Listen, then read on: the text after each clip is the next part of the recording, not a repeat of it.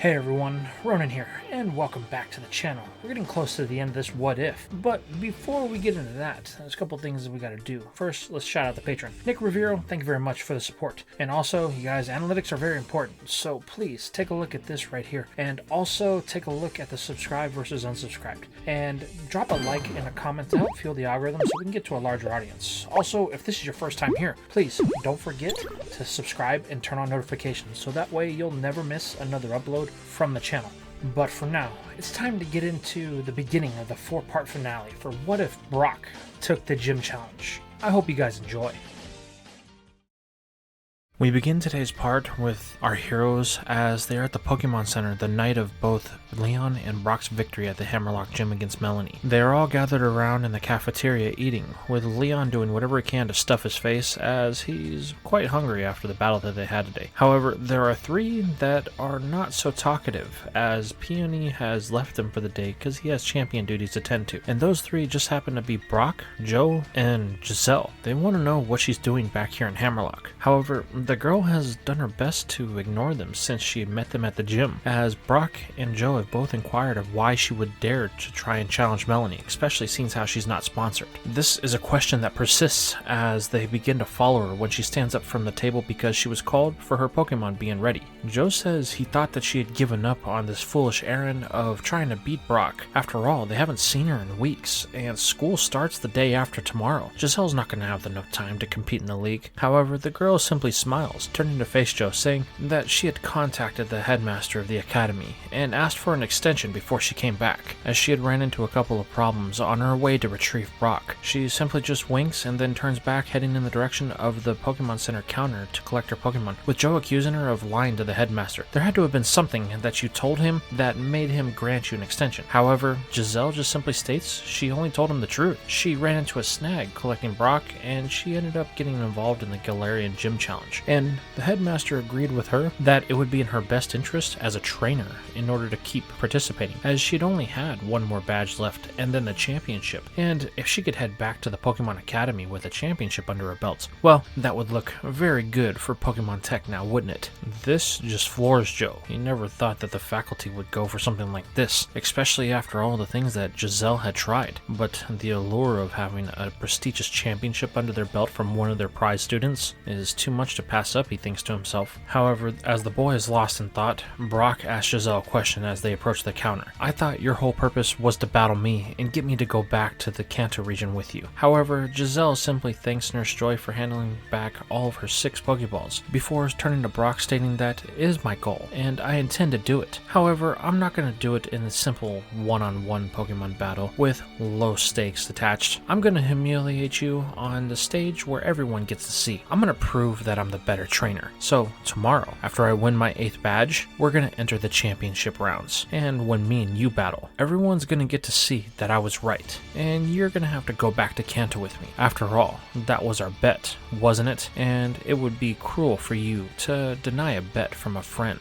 And before Brock can even respond to her, Jazelle turns, walking away with an aura of confidence that the trainer hasn't seen from her since prior to their battle at the academy. This is where Joe finally joins his friend, saying he doesn't like the feel of this. Something is off. There's no way she would be able to challenge the gyms without a sponsorship. And Peony said that he didn't sponsor her before he had left, so who would be the one to sponsor her? To which Brock simply shrugs his shoulders. However, he's more concerned with what Jazelle has planned, because no doubt, if she wants to get Brock back to the academy so desperately, that means that when they battle, there's going to be nefarious purposes behind it. And for all he knows, he could be walking into a trap. To which Joe seconds. They can't trust her as far as they can throw her. They haven't been able to since they were at the academy, so there's no reason for them to start now. Brock nods, remaining stoic as he watches the girl walk off, before him and Joe rejoin Leon back at the table to finish their meals. The next morning, we find Jazelle in the final moments of her battle with Melanie. While she did have the same stipulations of a tag team battle that Brock had when he first battled her, to where each had to use 4 Pokemon total in a tag team style format, it eventually got down to where both trainers were using their final Pokemon. For Melanie, it's no surprise, as she's using her G-Max Lapras. However, for Jazelle, something that Brock hadn't seen before. It's a Pokemon known as Corviknight, and it has the ability to Gigantamax, just like his Colossal and Leon's Charizard. and what we see here is Jazelle has managed to master this transformation in the short amount of time since the last point that they saw her at, which begs the question, what exactly has she been up to in the last couple of weeks? To go from not having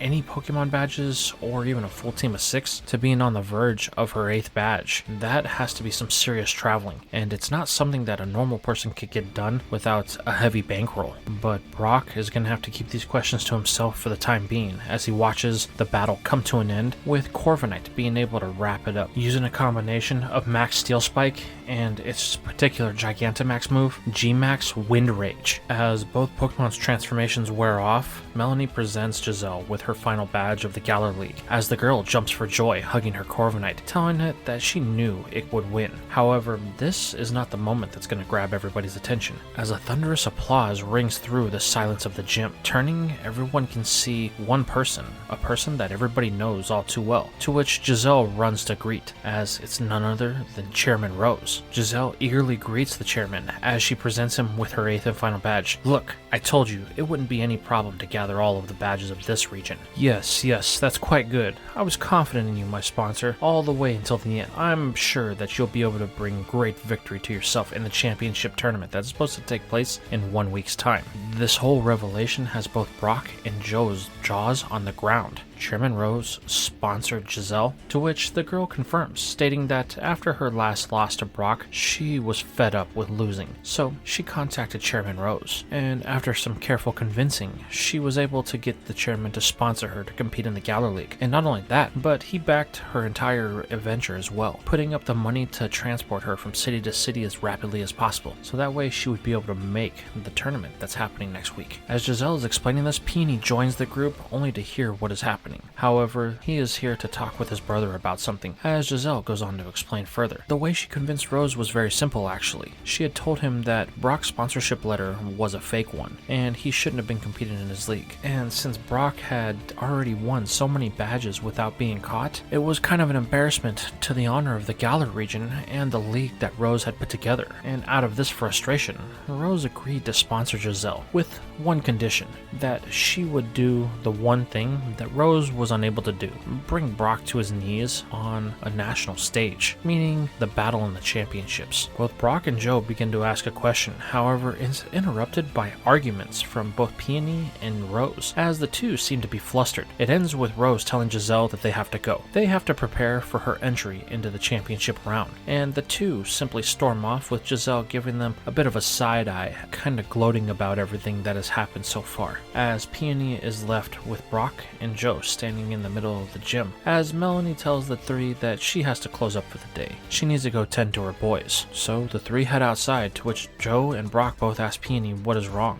Why was he arguing with his brother? To which Peony at first says he doesn't want to really talk about it, as it involves his friend Jazelle. However, because it involves Jazelle, Brock and Joe both insisted that he spill the beans. There's something that Peony isn't telling them. With a sigh, the champion tells Brock to pull out his championship letter and actually look at it, to which the boy is a bit confused. Why would he do something like that? He hasn't even actually looked at the letter in months, but he does so for the request of the champion, only to be shocked when he sees it. The letter that he has isn't the letter he came to Galar with. It's completely different. It actually has Brock's name on it, and at the bottom, a signature, the signature of the regional champion Peony. Wait, explain, Brock says. This isn't my sponsorship letter. This isn't the one that you stole from your father, Peony says, to which Brock immediately gets silent. Wait, how did you know? Well, my boy, it's a very long story. How about we head back to the Pokemon Center and we get something to eat, and I'll explain it to you. Peony then turns as both of the boys follow him back,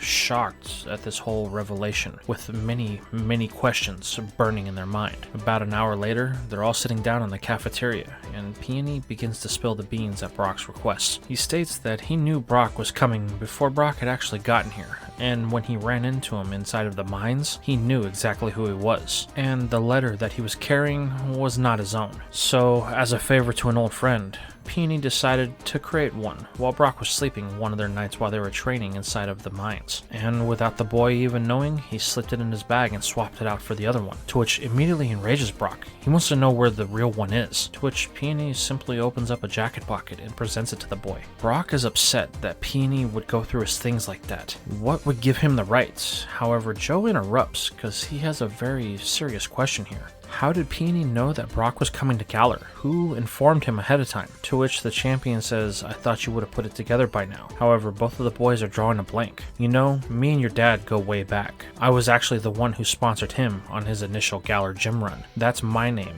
at the bottom of his letter. However, because of the age of it, it's a bit smeared, so you can't really tell. When your dad called me and told me what you had done and that you were on the way to the region, I didn't want you to get in trouble. Me and him go way back. I even knew your mom as well, and as a favor to him, I decided that I would sponsor you myself. However, this has had negative consequences, as because my brother doesn't like the fact that I sponsored you without his approval, or the fact that I sponsored Leon without his approval either. So in order to get back at me, and you by extension, he decided to sponsor your friend Jazelle, with the condition that she be the one to take you down in the league. It's at this moment that everything begins to set in. The conditions of their championship run is going to be a lot heavier than Brock had initially thought. He has people that are willingly out to sabotage him, and Peony confirms this by stating he doesn't know what his brother has planned, but he knows his brother is capable of anything. So Brock had better be careful, because a threat could come from on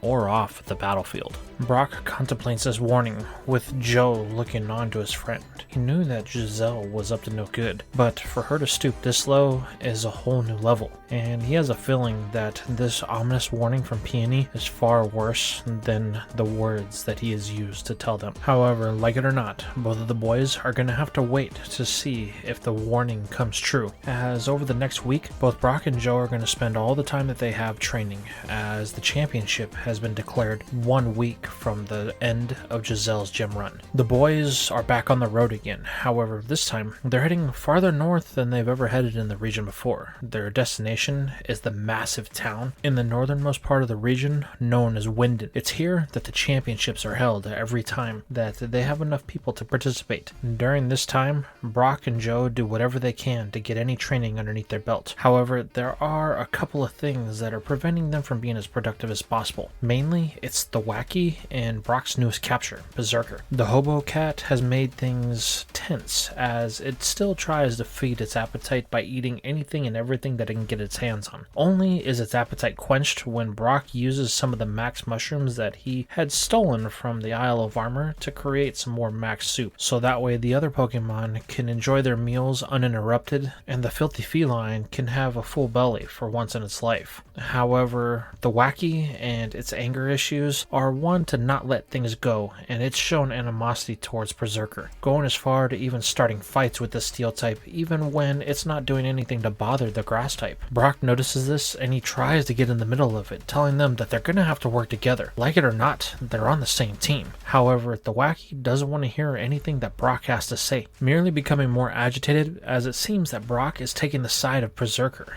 causing the wacky to become more and more distant from the rest of the group, as it can't stand to be around Brock or any of his other Pokemon. However, as the grass type hangs out above a tree of the campsite that they've been hanging out in, contemplating its next move against Berserker and low-key Brock, there's another issue that's coming to light, as one of Brock's other Pokemon, Stunky, has been looking like it's a bit under the weather as of late. Neither Brock nor Joe can put their finger on it, but it just doesn't have the same energy that it normally has. It used to be curious about everything, wanting to explore as much as possible. However, every time it's outside of its Pokeball, even when Brock tries to use it in a practice battle, it simply remains curled up, like it doesn't have any enthusiasm to do anything. But unfortunately for Brock, he doesn't really know how to approach the situation, as before they left Hammerlock, Nurse Joy gave all of his Pokemon a clean bill of health, so it can't be something physical that's plaguing the poison type, it has to be something else. But Brock can't quite put his finger on it, and unfortunately for Stunky, it's gonna get neglected, as Brock spends most of his time running interference between Thwacky and Berserker, as the two seem to be getting in more and more heated engagements as the days go on. However, that doesn't mean Stunky is going to be 100% alone,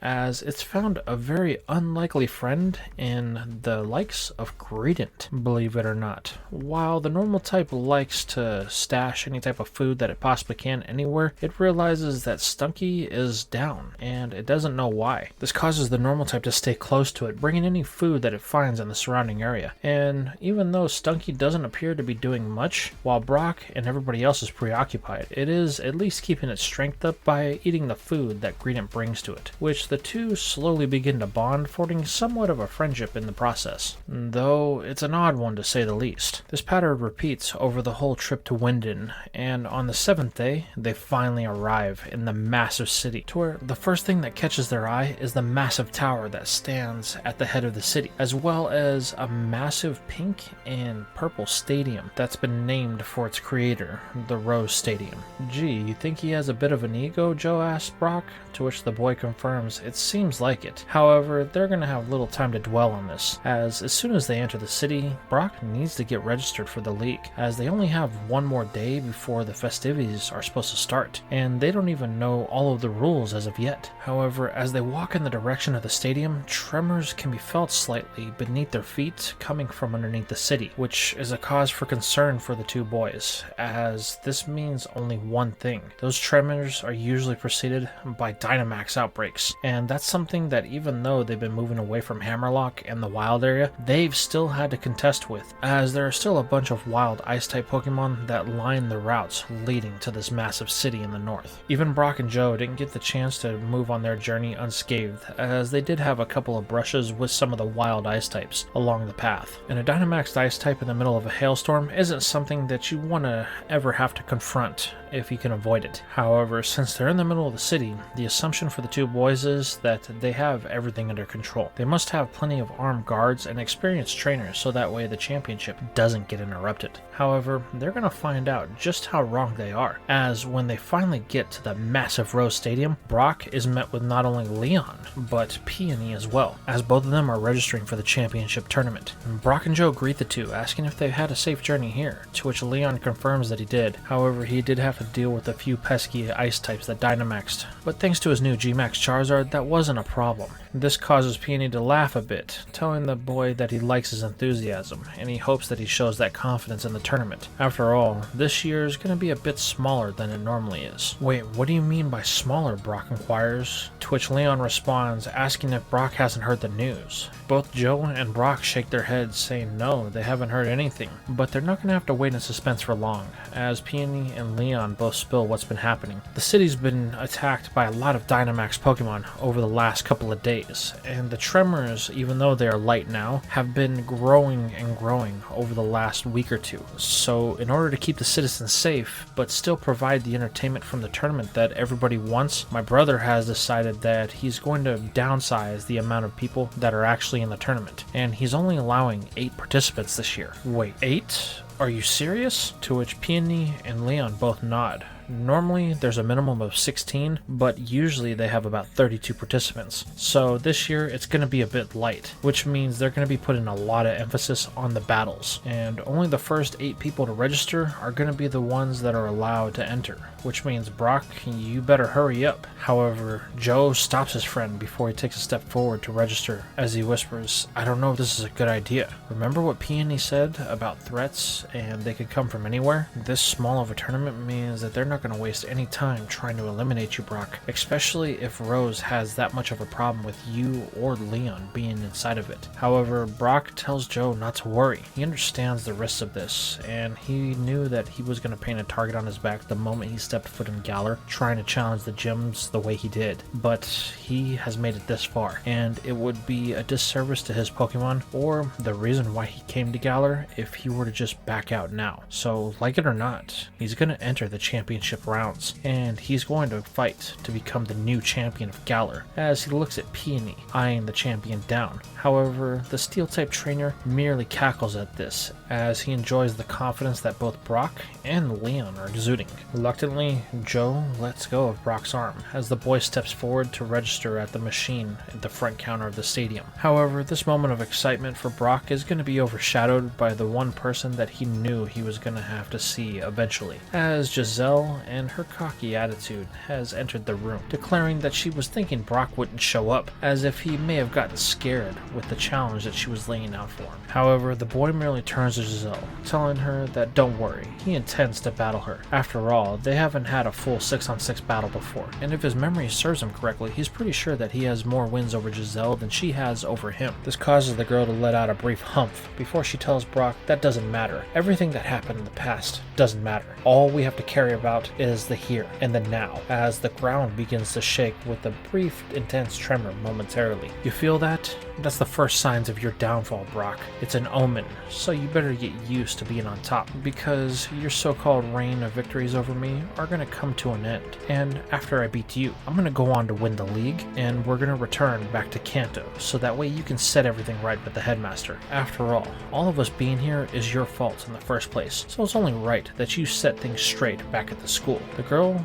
then flips her hair as she walks off, confident that she made her point to Brock. Wow, she's really got it out for you, Leon says, to which the boy nods. I know you think that you're my rival, Leon. However, that girl has had a personal vendetta against me since the first day I met her. So if there's any true rival that I have, it's Jazelle. This gets Leon a bit fired up, as he takes this as Brock not seeing him as an equal, but the boy aims to prove him wrong, declaring that he's going to beat Brock before Jazelle gets a chance to, before storming off, a bit frustrated at what Brock said. However, Peony just laughs at this entire engagement. I love the fires of youth. I can't wait to see you guys in the tournament. With you, Jazelle, me, and Leon all entered, that means that there's only 4 other spots available, which will be filled randomly by the Galar gym leaders. Whoever is free and not out on patrol.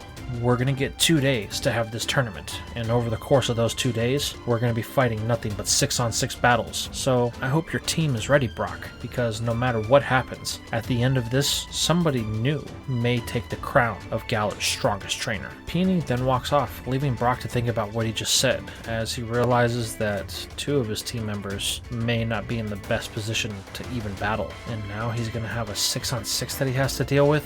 This is not a position that he wanted to be in. However, like it or not, he's not going to have many choices in the matter, and he's going to be forced to push forward at all costs if he hopes to capture the crown of Galar's strongest trainer. Later that night, as Joe and Brock are in their rooms trying to sleep, both find themselves tossing and turning in their bed. Joe is a simple one. He's still bothered by the fact that him and Brock's time is coming slowly to an end, and the boy doesn't know what he's going to do after this whole Galar Gym challenge is over. While for Brock, it's a much more troubling scenario, as the only thing he can think about is the Wacky and Stunky, as neither one of them are going to be easy to deal with, especially when it comes to a 6-on-6 battle. The boy spends the night tossing and turning in bed, trying to figure out any type of strategy that might be able to get them to actually work together in a battle or be able to be used whatsoever. But as both boys toss and turn, there is a very real threat that is on the horizon, as the tremors beneath the city begin to grow more frequent. The next morning,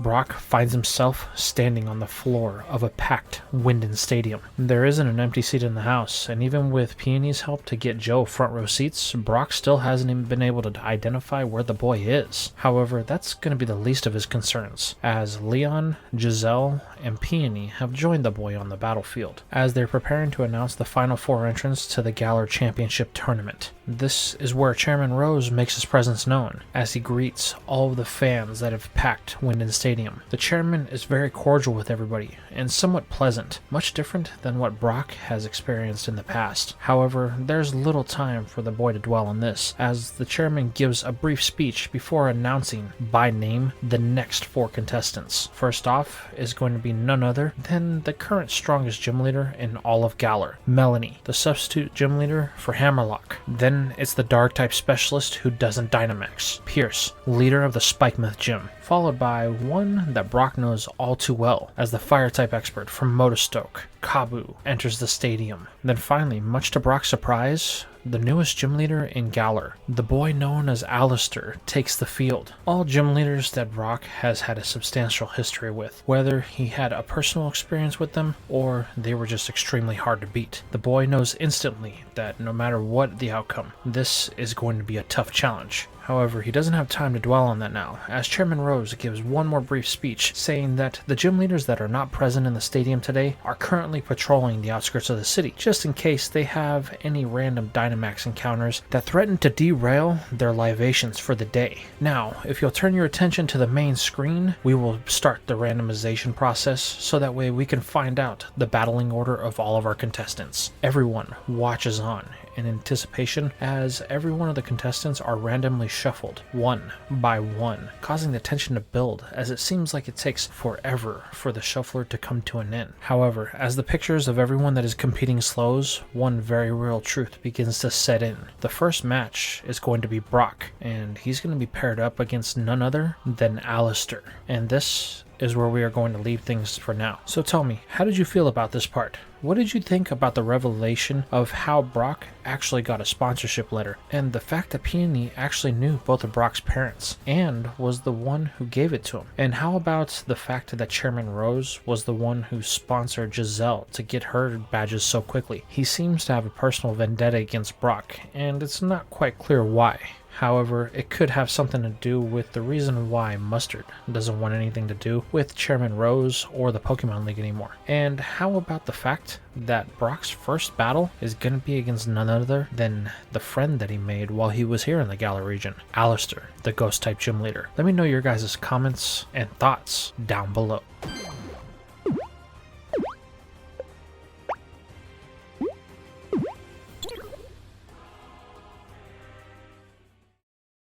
And that's all we had for today's video. I really appreciate you guys stopping by to watch all the way to the end, and I just wanted to say thank you for that. If you guys really enjoy my content, consider following me on some of my other platforms like Discord, where you can get to know other people who are interested in what ifs, or on Twitter, where I post sometimes behind the scenes updates. Or if you want to help the channel grow a little bit extra, why don't you consider donating like the people right here have, as whatever you could offer could help us get to a larger audience by helping us get new videos done, or some of the projects that we more custom art is getting kind of expensive. So we want to make sure that we have the funds to do that. But with all that being said, I really hope you guys enjoyed everything, and I will see you in the next video.